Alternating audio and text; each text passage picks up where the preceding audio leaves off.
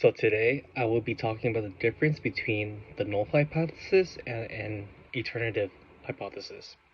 So to start off, let's talk about the null hypothesis. The null hypothesis, which is notated as H with a lower underscore 0, is a statement that states that there is no relation or differences and association that exists between two different variables. It can be for multiple variables too. It doesn't have to be just be two. Um, there, this is the number one way in which researchers would say that they accept or reject the null hypothesis.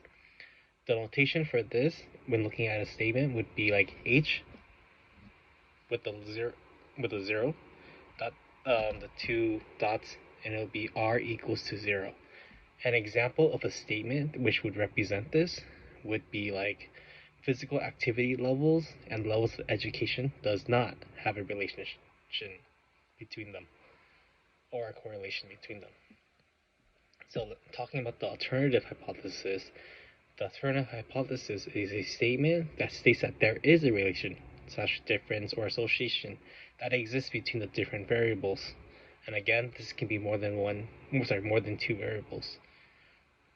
This is basically what the reverse of a null hypothesis is when you look at it that way, where because the null would reject while the alternative will accept. The notation for this is represented as H with the 1. And when you read it, it's going to be H1 is less than or greater than 0, or also known as H1 is not equal to 0. An example of a statement that would represent this is that the alternative hypothesis, an example of it would be like physical activity levels and education levels does have a correlation that exists between them.